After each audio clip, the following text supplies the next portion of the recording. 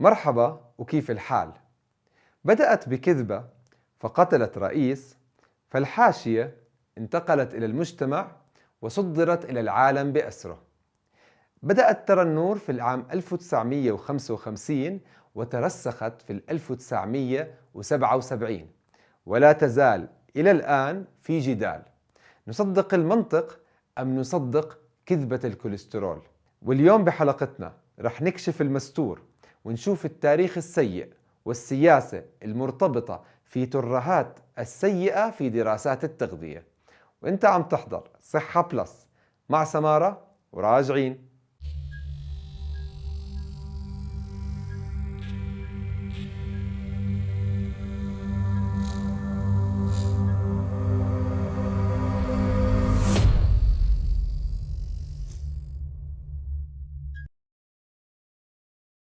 يعتبر الكوليسترول من الأجزاء الأساسية في تركيب الجدران الخارجية للخلايا الحيوانية، فهو اللي بيعطيها الاستقرار وبيزيد أو بيقلل الميوعة تبعتها حسب درجات الحرارة في الجسم وفي الخلايا تحديداً. وهو المسؤول عن إنتاج الهرمونات الجنسية والفيتامين دي، فنقصه يؤدي لمشاكل لا حصر لها في المناعة وفي المشاكل الجنسية المرتبطة عند الرجال والنساء. بكون الكوليسترول عند الطفل الرضيع في عمر السنة ضعف ما هو موجود في عند الجنين عند الولادة، فيتأثر كمية الكوليسترول الموجودة في الدم على مجموعة من العناصر. فالأشخاص اللي عندهم نقص في الفيتامين دي من المتوقع أنه يزيد عندهم الكوليسترول لبناء الفيتامين دي، أو الأشخاص في عمر البلوغ عندهم بحاجة للكوليسترول لبناء التستوستيرون والإستروجين عند السيدات. ناهيك أنه مع تقدم العمر بيزداد كمية الكوليسترول بسبب الحاجة له لعملية إصلاح جدران الخلايا التالفة اللي بتعيد تجديدها باستمرار. عادة بتضاعف الكوليسترول عند الأطفال، فالطفل في عمر السنة عنده ضعف كمية الكوليسترول عند المولود الجديد. كذلك الطفل في عمر 12 سنة عنده 30% أكثر من الكوليسترول من الطفل بعمر السنة. وهون الغريب إنه رغم إنه الكوليسترول له كل هاي الفوائد في صحة الإنسان، بيجي الجدل وبيحكي لك إنه الكوليسترول ارتفاعه مميت، رغم إنه الأبحاث الجديدة تثبت العكس. اليوم بدنا نحكي عن كل ما يتعلق بكذبة الكوليسترول وصحة أو عدم صحة هذا الموضوع.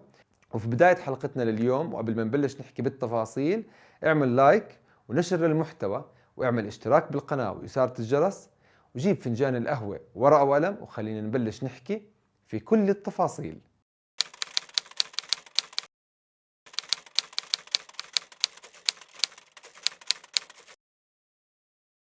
معلومة على الهامش: توصي منظمة الصحة العالمية بعدم تجاوز حصة الأصحاء من الكوليسترول يومياً عن 300 ملغ من الكوليسترول، وهذا يعتبر صعب بل مستحيل، فالبيضة الواحدة فيها 210 ملغ من الكوليسترول. 100 جرام من اللحمة الحمراء سواء كانت من خروف أو من أبقار بتحتوي على 100 ملغ من الكوليسترول، وكذلك فخدة الدجاج اللي بتحتوي تقريبا على 110 ملغ من الكوليسترول. الكبدة بيحتوي 100 ملغ منها على تقريبا 400 ملغ من الكوليسترول. دماغ الخروف بيحتوي على 2000 ملغ من الكوليسترول لكل 100 ملغ. بشكل عام جسمك بيحتاج ل 3000 ملغ يوميا من الكوليسترول، بصنع معظمه في العضلات والكبد.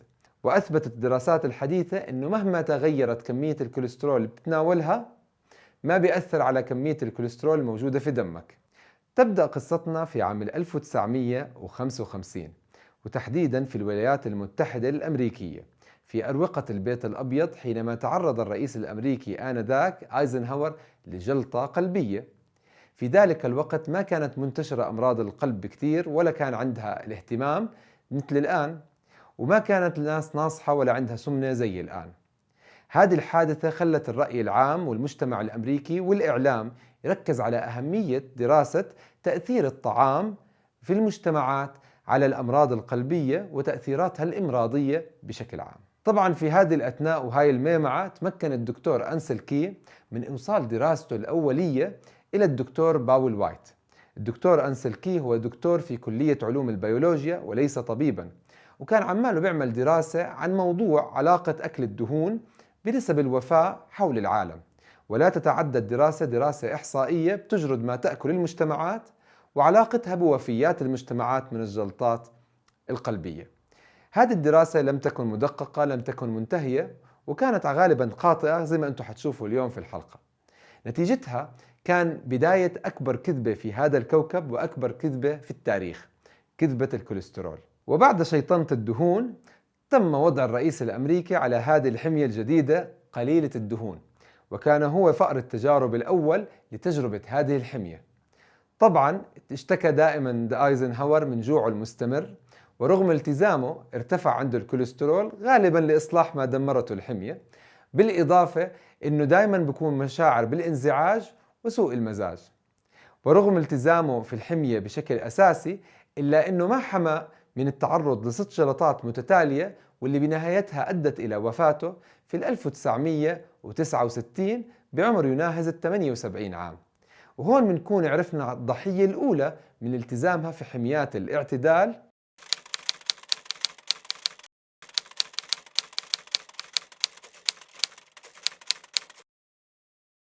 معلومة على الهامش: رغم عدم تغير كمية الدهون المشبعة المستهلكة من الشعب الأمريكي خلال الفترة ما بين 1900 إلى 2000 ميلادية، ورغم اعتمادهم على التوصيات وزيادة استهلاكهم من الزيوت المهدرجة النباتية غير المشبعة الصحية، ورغم امتثالهم للأوامر والتوصيات بزيادة استهلاكهم من السكريات من 40 كيلوغرام من السكر سنويا إلى 70 كيلوغرام من السكر سنويا للشخص الواحد، زادت نسبة السمنة في الولايات المتحدة الأمريكية من 3% إلى 43%، وزادت كمية وعدد الناس المصابين بالجلطات القلبية والمتوفين من الجلطات القلبية من 3000 شخص في السنة إلى 750 ألف شخص سنويا، مش كتير، 250 ضعف. في ذلك الوقت وفي العام 1955 كان في على الساحة 3 أسباب رئيسية أو نظريات لأسباب أمراض القلب وتجلطات الشرايين. الأولى كانت بقيادة أنسل كي اللي بيحكي لك إذا أكلنا دهون بيجينا جلطات. النظرية الثانية بتحكي لك إنه زيادة استهلاك الشعب الأمريكي للسجائر اللي زاد بشكل ملحوظ بعد الحرب العالمية الثانية هي سبب الزيادة في الجلطات. بينما الطبيب الدكتور جيرالد ريفن كان مع إنه استهلاك السكريات هو المؤشر الأضخم للإصابة بأمراض القلب والشرايين. وحسب ما بتبين الدراسات إنه الشعب الأمريكي لم يزد استهلاكه من الدهون المشبعة، وإنما زاد استهلاكه من الدهون الصحية المهدرجة والمصنعة، وتحديدا زيت الصويا والشورتنينجز. إضافة لذلك زاد استهلاكه من السكر ومن التدخين. الإشي الوحيد اللي ما تغير الدهون المشبعة، والإشي الأساسي اللي تغير الجلطات القلبية.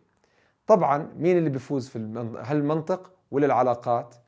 أنسل كي كان عنده قدرة كبيرة على الإقناع، ومن وراء تم تشريع إنه الدهون بتصيب الجلطات القلبية، وبدت أكبر غلطة في تاريخ التغذية من شخص لا هو طبيب ولا هو أخصائي تغذية، هو عالم بيولوجيا.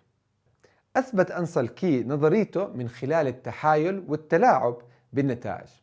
راح درس منظمة الصحة العالمية، أحد إحصاءات منظمة الصحة العالمية اللي كانت عم تربط الدهون مع الجلطات القلبية، وفيات الجلطات القلبية، والبروتين مع وفيات الجلطات القلبية، وهي دراسة إحصائية. فراح أخذ الدراسة هذه اللي فيها 16 أو 22 دولة كاملة.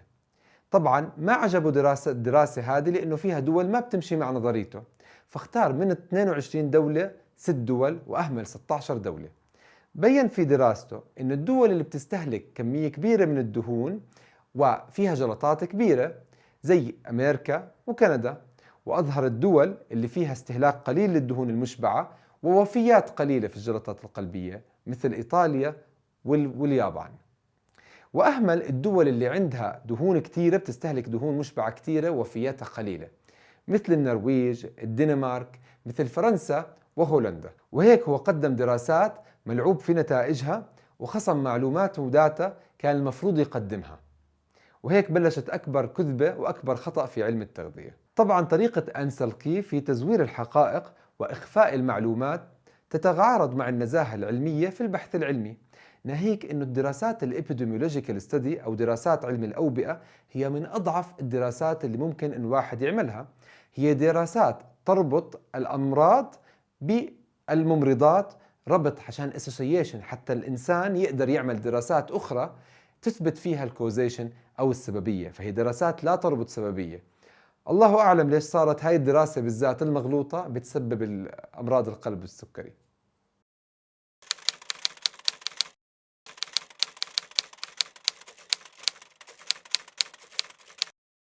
تعتبر دراسات الكروس سكشنال ستديز أو دراسات المشاهدات الأوبزرفيشنال ستديز أحد الدراسات الموجودة ضمن دراسات علم الأوبئة التغذوية النيوتريشنال ابيديميولوجيكال ستديز. هذه الدراسات بتربط استهلاك الشعوب لمنتج ما في فترة ما مع أمراضية معينة ومرض معين في نفس الفترة، وربطها إحصائيا مع بعضها البعض. من خلال هذه الدراسات ممكن نطلع انت علاقة معينة، ولا يمكن ان تطلع سببية. هذه الدراسات هي دراسات رخيصة لانه ممكن تحصلها بسهولة بانك تشوف سجلات الدول وسجلات منظمة الصحة العالمية الجاهزة وتقارنها مع بعض. فهذه الدراسات بتعطيك علاقة بس ما بتعطيك سببية، وهذه اضعف انواع الدراسات، وهذه هي دراسة أنسلكي. دراسة أنسلكي كان فيها مجموعة كبيرة من المشاكل، غير أنه عدد الدول اللي انحذفت أكثر من الدول اللي دخلت في الدراسة، بالإضافة أنه عدد العينات اللي أخذوهم بالنسبة لعدد الدول اللي دخلت في الدراسة قليل، فهم 12,000. ومش بس هيك، 12,000 رجل ولم يكن هناك إناث في الدراسة، فهي لا تشمل جزء كبير من المجتمع اللي تضرر من نتائج الدراسة تبعته. التكنولوجيا لحساب الإحصاءات فيها كانت قديمة يدويا، وكان الشخص متحيز مع فكرة معينة أدت إلى اللعب في الدراسات. في دراسة مماثلة بال2015 وتحديدا في أوروبا شملت 18 دولة و140 ألف مشترك، كان في 140 ألف مشترك منهم ذكور وإناث. بيّنت الدراسة أنه كلما زاد استهلاك المجتمع من الدهون المشبعة قلت احتمالية وفاته، وكلما قلت استهلاك الشعوب للدهون المشبعة زادت احتمالية وفاته، عكس النظرية السابقة اللي من سنة 1900. بالإضافة إلى دراسة أخرى برضو في الاتحاد الأوروبي بيّنت فيها علاقة استهلاك الزيوت غير المشبعة، الزيوت الصحية يعني النباتية، مع الأمراض القلب والجلطات القلبية والوفاة بسبب الجلطات. طلعت نتيجة الدراسة أنه كلما ازداد استهلاكك من الأوميغا 6 يعني الزيوت النباتية زادت احتمالية إصابتك بالجلطات القلبية. لكن السؤال هون، هل فعلا الكوليسترول مضر؟ وإذا كان مضر ليش جسمنا بصنع من 2000 ل 3000 ملي جرام من الكوليسترول يوميا، ومعظم الكوليسترول اللي بناخده ما بيأثر على كمية الكوليسترول في الدم؟ الكوليسترول هو المسؤول عن الحفاظ على استقرار جدران الخلايا، هو بيصنع الفيتامين د، هو الأساس لتصنيع فيتامين د، الأساس لتصنيع هرمون الكورتيزول والألدسترون في الغدة الكظرية، إضافة إلى تصنيع التستوستيرون عند الرجال وتصنيع الإستروجين والبروجسترون عند السيدات. الكوليسترول بيرتفع عند الأم الحامل بمجرد أنها تحمل، وبضله يزداد طول فترة الحمل ليزيد 150%، وهذا حتى يدعم بناء خلايا ودماغ الطفل الجديد في أحشائها. ورغم زيادة الكوليسترول عندها وفحوصاتهم المستمرة عليها ما في أي دليل أو إثبات أثبت علاقة زيادة الكوليسترول عند الأم الحامل مع خطورة إصابتها بتصلب الشرايين.